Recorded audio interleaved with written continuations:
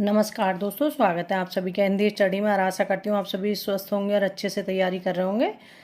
हम ये आधुनिक काल के क्वेश्चन आंसर देखेंगे आज, जो PYQ चल रहे हैं उसमें से आगे की, मतलब एक पार्ट इसका डाला आधुनिक काल का, दूसरा पार्ट है, ठीक है, वो क्वेश्चन करेंगे।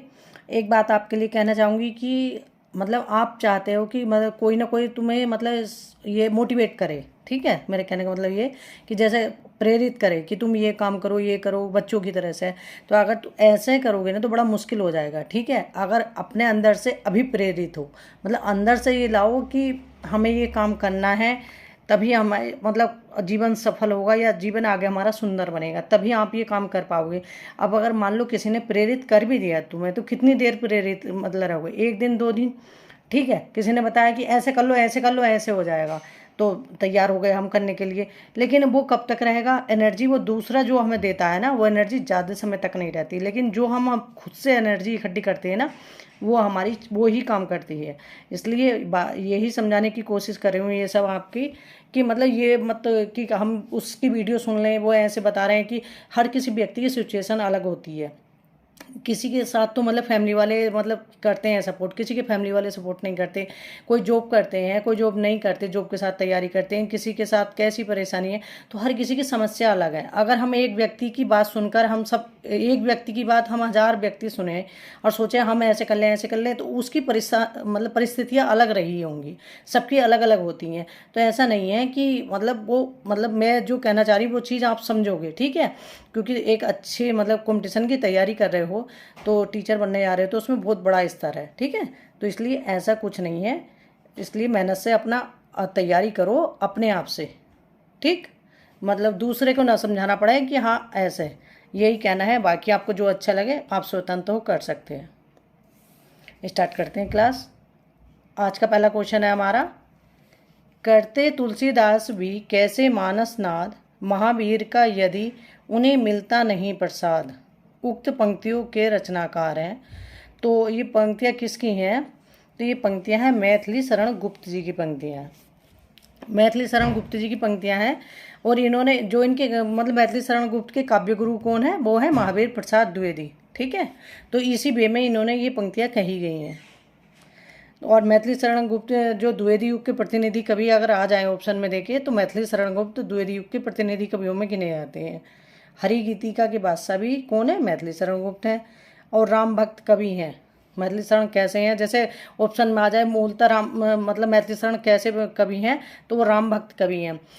एक आपकी जानकारी के लिए बताऊं, मुझे ध्यान आ गया कि कम्युनिटी बॉक्स में मैंने पोस्ट करे थे क्वेश्चन, मैं डेली करती हूँ 8-10 उसमें देखना। तो उसमें रामचरितमानस की भाषा ही तुम भूल रहे हो, ठीक है। कि रामचरितमानस की भाषा ब्रज भी लगाए हुए हैं। अब ये देखो कि उन क्वेश्चनों से देखना कि तुम्हारा कॉम्पिटिशन कितने व्यक्तियों से है। मतलब एक छोटी छोटी चीज़ें मैंने मतलब सरल क्वेश्चन भी उसमें मैंने टाइप करे थे कि देखती हूँ सरल क्वेश्चनों से कितना। तो ये देखो, आप सोचते हो ना ये सरल क्वेश्चन है, ये लास्ट ईयर आए, और वो सारे क्वेश्चन लास्ट ईयर आए हुए क्वेश्चन है जो टाइप किए थे मैंने, उसमें हैं डले हुए। तो इसलिए ये देखो कि लास्ट ईयर क्वेश्चन भी आ रहे हैं, तो वो तो गलत ना हो, जो आगे वाले वो तो आप तैयार करोगे ही, ठीक है। आगे देखते हैं। इति वृत्तात्मकता किस युग की प्रमुख विशेषता है? तो इति वृत्तात्मक किस युग की प्रमुख विशेषता है? तो ये द्विवेदी युग की प्रमुख विशेषता है। और भारतेंदु युग की विशेषता क्या थी? इसमें समस्या पूर्ति की विशेषता थी भारतेंदु युग में। और छायावाद में क्या पाया जाता है? रहस्यवाद पाया जाता है। और छायावाद में रहस्यवाद सबसे ज़्यादा किसमें पाया जाता है? मीराबाई में, वो सॉरी दोस्तों, जो वह है, अरे महादेवी वर्मा। आगे देखते हैं। वैदेही वनवास के लेखक हैं। तो वैदेही वनवास के लेखक हैं, तो वैदेही वनवास के लेखक कौन है? ये अयोध्या सिंह उपाध्याय हरिओद हैं वैदेही वनवास के लेखक। और वैदेही वनवास किससे संबंधित है? ये राम सीता से संबंधित रचना है वैदेही वनवास। और इसमें सर्ग पूछ लें किससे, मतलब कितने हैं? 18 सर्ग हैं इसमें।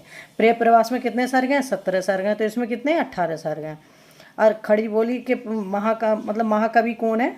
जो खड़ी बोली के महाकवि कौन है? तो वो है अयोध्या सिंह उपाध्याय हरिओद।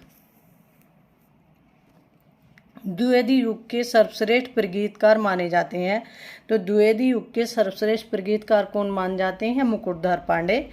अब मुकुटधर पांडे और लोचन प्रसाद पांडे, ये दोनों जो है ना, अगर पूछा जाए ऑप्शन में क्वेश्चन आया हुआ है ये कि पांडे बंधु के नाम से जाना जाता है, किसे किसे जाना जाता है पांडे बंधु के नाम से, तो वो मुकुटधर पांडे और लोचन प्रसाद पांडे को जाना जाता है। और छायावाद शब्द का सर्वप्रथम प्रयोग किसने किया था? वो भी मुकुटधर पांडे ने किया था। रंग में भंग नामक काव्य कृति के रचयिता हैं, तो रंग में भंग नामक काव्य कृति के रचयिता कौन है? वो है मैथिली शरण गुप्त। और रंग में भंग रचना जो है इनकी ये पहली मतलब काव्य रचना है, रंग में भंग मैथिली शरण गुप्त की जी। और इसमें जो दे रखा है इन्होंने वर्णन राजपूताने घराने की मतलब एक कथा दे रखी है जो है इसमें।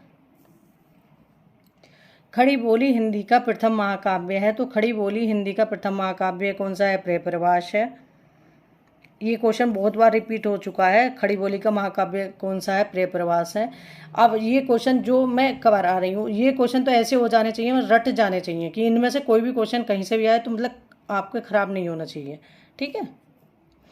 निम्नलिखित में से कौन सा काव्य ग्रंथ नहीं है? तो इसमें से कौन सा काव्य ग्रंथ नहीं है? रसज्ञ रंजन।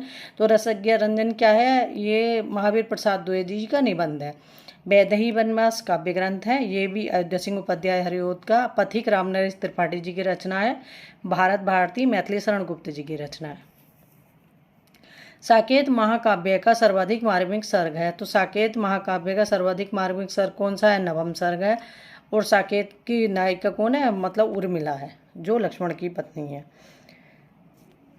और इसमें किसका वर्णन दे रखा? उर्मिला का विरह वर्णन दे रखा। और इस पे मंगला प्रसाद पारितोषिक पुरस्कार मिला था। ये क्वेश्चन पूछा गया कि साकेत पे कौन सा पुरस्कार मिला था? तो इस पे मंगला प्रसाद पारितोषिक पुरस्कार मिला था। अयोध्या सिंह उपाध्याय हरिओद द्वारा लिखित काव्य ग्रंथ है। अयोध्या सिंह उपाध्याय हरिओद द्वारा लिखित काव्य ग्रंथ कौन सा है? तो वह है चौके चौपदे और चौखे चौपदे, चुगदे चौपदे। ये सब किसकी रचना है? रसकला से इनकी मतलब एक रचना है जिसमें रस से संबंधित वर्णन दे रखा है इन्होंने।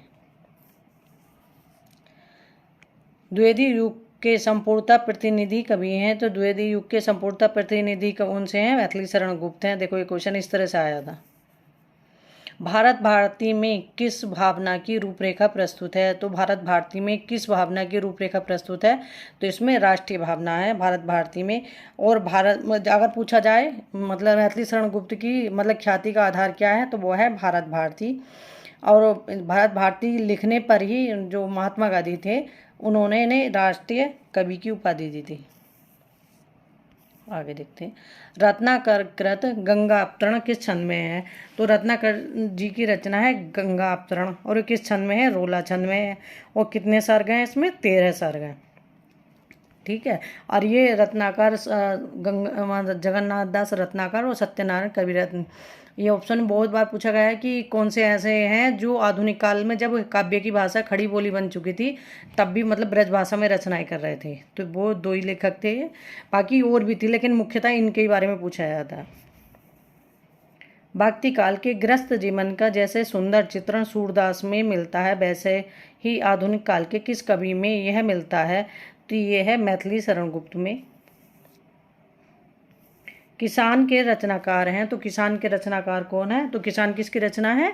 तो यह है मैथिली शरण गुप्त जी की रचना है। और मुझे किसान रचना है इसमें एक सामान्य किसान के जीवन का मतलब संघर्ष की कथा दे रखी है इन्होंने, ठीक है। और मैथिली शरण गुप्त ने माइकल मधुसूदन दत्त की रचनाओं का अनुवाद किया था, किस नाम से? मधुप उपनाम से किया था। अधिकार खोकर बैठे रहना ये महादुष्कर्म है, न्यायार्थ अपने बंधु का भी दंड देना धर्म है। उपर्युक्त काव्य पंक्तियां किस ग्रंथ से उद्धृत हैं? तो ये जयद्रथ वध से हैं। और जयद्रथ वध किसकी रचना है? ये मैथिली शरण गुप्त की रचना है, 1910 की रचना है ये इसकी, सॉरी दोस्तों, मैथिली शरण गुप्त जी की। और कुरुक्षेत्र रचना जो है आधुनिक युग की, अगर गीता पूछे तो कौन है? कुरुक्षेत्र। रश्मि रथी का नायक कौन है? कर्ण है। हम कौन थे, क्या हो गए और क्या होंगे अभी, आओ विचारे आज मिलकर ये समस्याएं सभी। ऊपर्युक्त काव्य पंक्तियां किस कवि की हैं? तो ये मैथिली शरण गुप्त की पंक्तियां हैं और भारत भारती से ली गई पंक्तियां हैं। प्रकाशन काल की दृष्टि से मैथिली शरण गुप्त के काव्य ग्रंथों का सही अनुक्रम है, तो मैथिली शरण गुप्त की का मतलब जो रचनाएं दे रखी इनका मतलब सही अनुक्रम कौन सा है, तो वो ऑप्शन बी सही होगा, जयद्रथ वध, पंचवटी, यशोधरा और विष्णुप्रिया। तो जयद्रथ वध है 1910 ईस्वी की, और पंचवटी 1925 ईस्वी की, यशोधरा 1933 ईस्वी और विष्णुप्रिया 1957 ईस्वी की रचना। निम्नलिखित में से कौन सी विशेषता द्विवेदी युगीन काव्य की नहीं है, तो द्विवेदी युगीन काव्य की विशेषता कौन सी नहीं है, तो वो है ऑप्शन डी, स्वानुभूति की प्रत्यक्ष विप्रति। और जो है उन्हें देख लेते हैं। इतिवृत्तात्मकता, ये तो बहुत बार एग्जाम में पूछी आ चुकी। द्विवेदी युग की विशेषता, सुधारवाद, काव्य भाषा के रूप में खड़ी बोली की प्रतिष्ठा। सबसे बड़ी बात जो काव्य के रूप में खड़ी बोली की प्रतिष्ठा की थी, इसमें सबसे बड़ा महत्वपूर्ण योगदान था महावीर प्रसाद द्विवेदी जी का और सरस्वती पत्रिका का। नाटक जारी है काव्य संग्रह के रचयिता हैं, तो नाटक जारी है काव्य संग्रह के रचयिता कौन है, लीलाधर जुगुड़ी हैं। अब अगर आ जाए ऑप्शन में कि नाटक जारी है कविता है, उपन्यास है, कहानी है, क्या है, तो ये है कविता, नाटक जारी है। आधुनिक काल के तीसरे उत्थान की प्रमुख साहित्यिक प्रवृत्ति है, तो आधुनिक काल के तीसरे उत्थान की प्रमुख साहित्यिक प्रवृत्ति क्या है, छायावाद। अब प्रथम उत्थान मतलब भारतेंदु युग, द्वितीय उत्थान द्विवेदी युग और तृतीय उत्थान छायावाद। ठीक है, इस तरह से ये जो वे हैं रामचंद्र शुक्ल, उन्होंने उत्थान के रूप में दिया था प्रथम उत्थान, द्वितीय उत्थान और तृतीय उत्थान। ठीक है, इस तरह से छायावाद तक उन्होंने दिया था, मगर जो आगे के कवि हैं ना, प्रगतिवाद, प्रयोगवाद, वो उनके साहित्य में नहीं मिलता।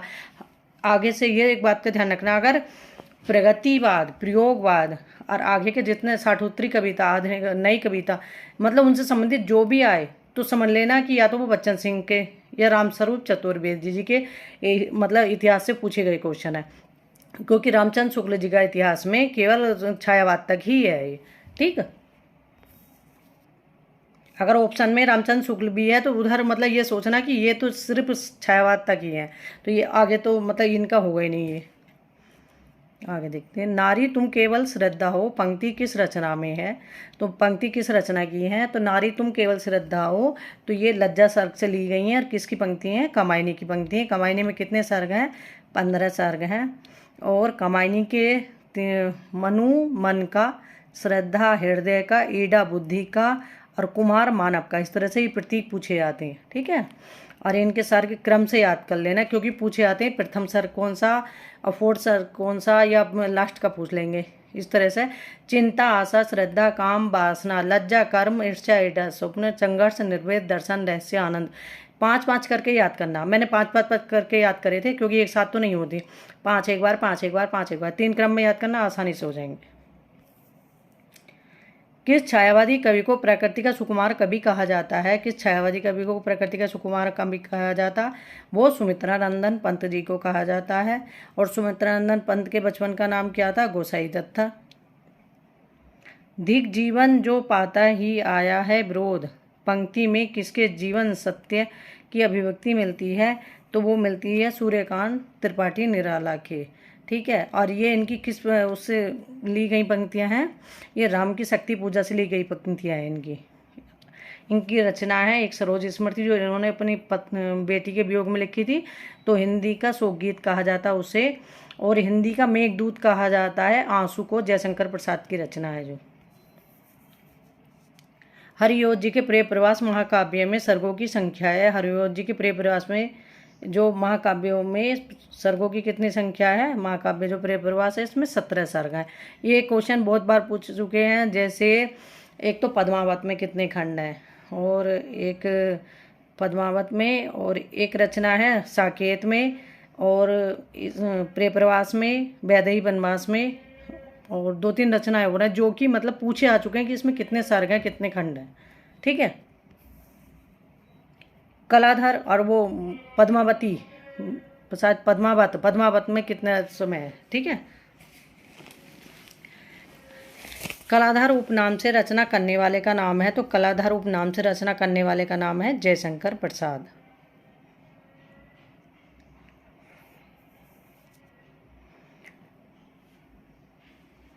जयशंकर प्रसाद के बचपन का नाम क्या था, अगर झारखंडी, और कलाधर उपनाम से रचनाएं कौन करते थे, जयशंकर प्रसाद करते थे।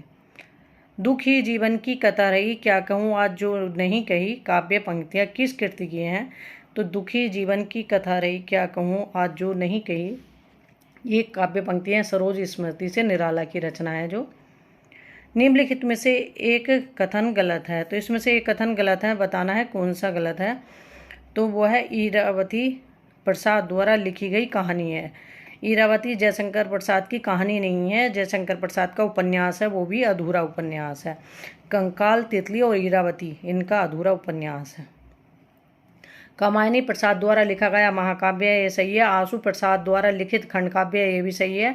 काव्य कला तथा अन्य निबंध प्रसाद द्वारा रचित निबंध संग्रह है, ये भी सही है। जो गलत है वो तो हम देखते ही ऑप्शन में, लेकिन जो सही है उन्हें भी देखो, क्योंकि जैसे यही तो पूछते हैं, जैसे कई बार पूछ लेते हैं कि इसमें छायावाद की विशेषता है कौन सी नहीं, प्रगतिवाद की विशेषता है नहीं, असंत काव्य की कौन सी नहीं है, सूफी का, मतलब जो सी नहीं है उससे तो जो है उन्हें भी तो देखना है, क्योंकि आगे वो पूछ लें कि कौन सी है नहीं। ठीक है, क्वेश्चनों को मतलब एक वो करके पढ़ना सीखो, मतलब जिससे तुम्हें आगे कोई समस्या ना हो। आगे देखते हैं, छायावाद की निम्नलिखित विशेषताएं हो सकती हैं। तो छायावाद की विशेषताएं कौन सी हो सकती हैं? विशेषण अभिप्राय, स्वच्छंद भावावेश और मूर्ति विधान।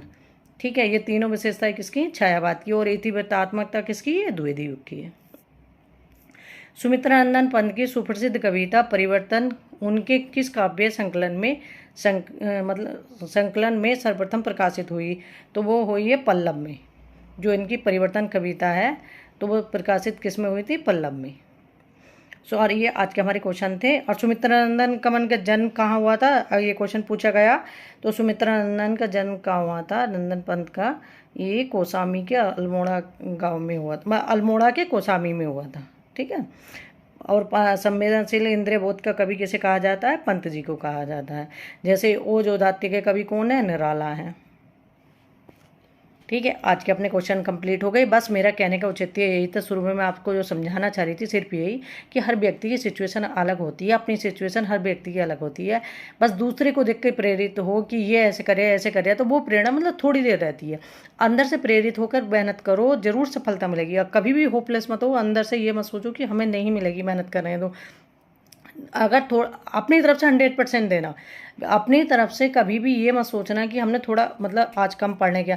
अगर आपने 100% करा है, अगर आप किसी वजह से रह भी जाते हैं ना, मतलब असफल हो भी जाते हैं, तो अंदर से दुख नहीं होगा। लेकिन आप जब कहीं कोई कमी छोड़ते हैं और आप रह जाते हैं ना, वो दुख सबसे ज़्यादा होता है कि वो अपने आप ही तुम अंदर अंदर दुखी रहते हो कि शायद थोड़ी सी मेहनत और कर लेते, थोड़ा सा और कर लेते, थोड़ा वक्त निकाल लेते। ठीक है, सबसे बड़ी बात, थोड़ा रिलेशन से थोड़ा दूर बचो, मतलब आने जाने का जो है, जहाँ अगर काम चल जाता है वो बचा लो। ठीक है, ये चीज़ें हैं जो थोड़ा अपना टाइम मैनेज कर लेते हैं व्यक्ति अपना।